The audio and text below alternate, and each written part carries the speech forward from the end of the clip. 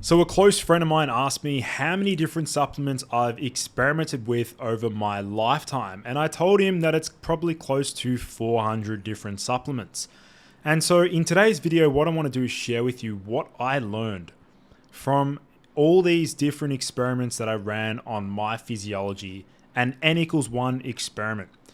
The reason for this video is to basically illustrate and highlight some critical lessons that I learnt about different supplements. And so what I want to do is start out with number one, and that is that not all supplements are created equal. Now, the reason why I want to start here is because I actually experimented with different brands for different herbal extracts over the years, and I found that different brands elicited different effects. So the very first one that I want to emphasize here is Fedosia agrestis. Now, many of you know about Fedosia agrestis as a herbal testosterone booster, basically enlarging your testes, increasing, overall sexual performance. Now, when I first tried Fedosia agrestis, it was from a particular company that I'm not going to disclose on here publicly, but when I first tried it, I noticed absolutely nothing, like no effect whatsoever. And I'm pretty accustomed to, the placebo effect, and I've got a good sense of awareness around different supplements. And I'm sure that you guys do as well. In fact, before I get into this, I want to actually ask you, how many different supplements have you experimented with over your lifetime? Leave a comment down below. I'm actually curious to hear how many different supplements you guys have played around with. That could also include peptides and different drugs and compounds and things like that. So what I want to share here is that, yes, it's true that not all supplements are created equal. I then tried a different brand of Fedosia agrestis, and I definitely noticed the effects. I noticed the libido increase, the energy increase. I was sweating more during my workouts. My strength was through the roof. I just felt great overall. Now, this is an important lesson because we need to remember that, quality does really matter. Okay, so quality matters with everything in life. Anything that you purchase, you guys know this. If you buy high quality items or products, you're most likely going to see the benefits and derive a lot of value from high quality products. The same goes for low quality products. Like if you decide to go on Amazon and you just select any brand for, let's say, taurine or tyrosine or creatine, there's a pretty good chance that if you select and you filter the most cheapest first and you buy the cheapest item, that it's pretty likely that product is actually going to be fake. So this is an important lesson. The next one is a delayed reaction or response. This is really important for people listening in. I want you to understand this. Not all supplements are noticeable or have the desired effect from the very first dosage. Now, this is especially true for some herbal medicines, herbal extracts. What I want to emphasize here is that I noticed that some supplements had a delayed effect. Now, what that means is that it took around 5 to 7 days for me to notice the desired effect or impact that I was looking for. And that could include things that basically help with sleep or modulate cortisol, things that help to lower prolactin, compounds to help increase DHT. You need to understand that a lot of different supplements require a loading phase, and this is why we cannot evaluate a supplement just based off a single use.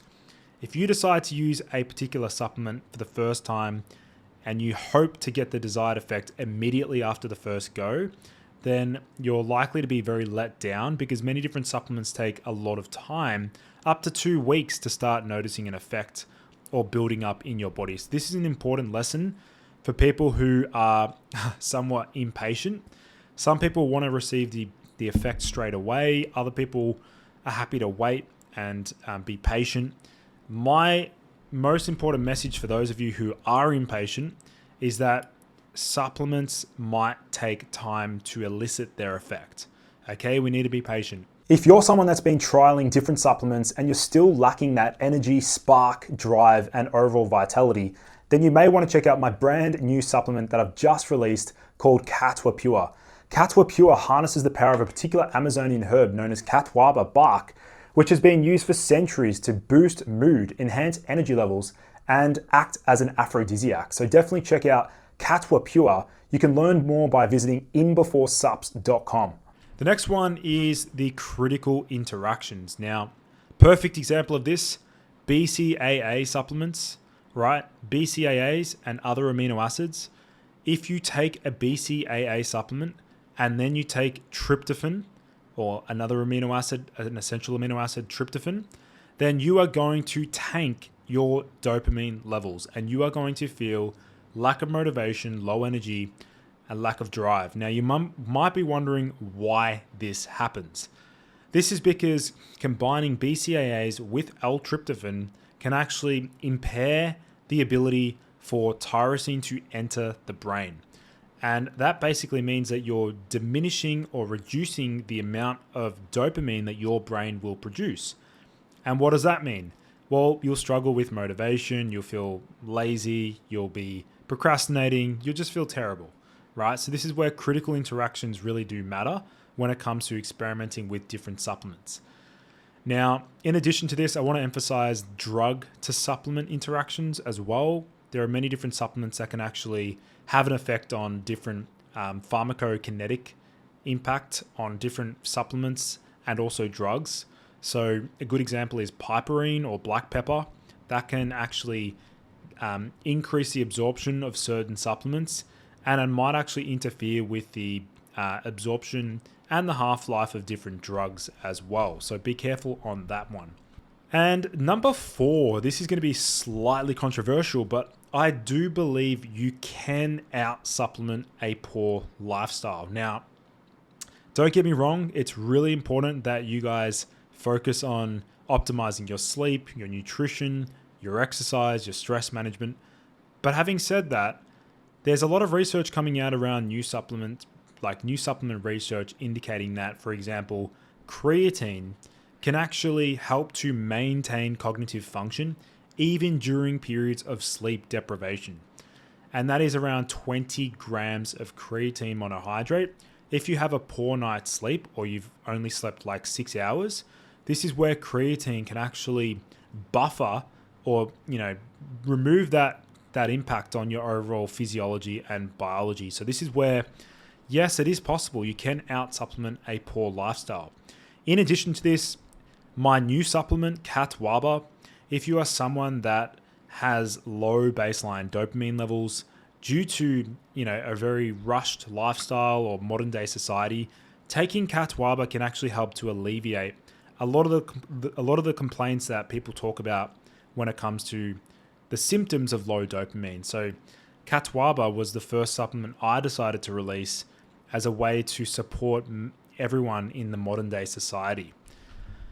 And number 5 is to test, don't guess. Now, what I mean by this is if you're taking different vitamins, let's say vitamin D, vitamin C, magnesium, you need to do a blood test to check where your levels are at. You can't just subjectively tell by how you're feeling.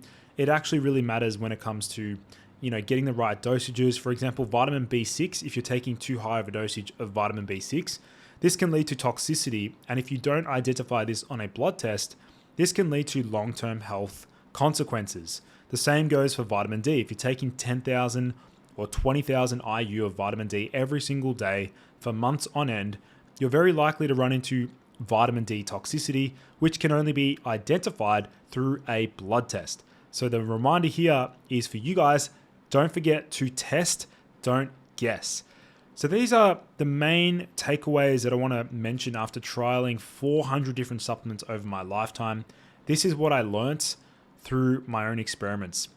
If you actually have some comments or feedback, leave a comment down below. Let's get a discussion going. Otherwise, guys, thank you for tuning in. Please like this video. It does help to support the algorithm.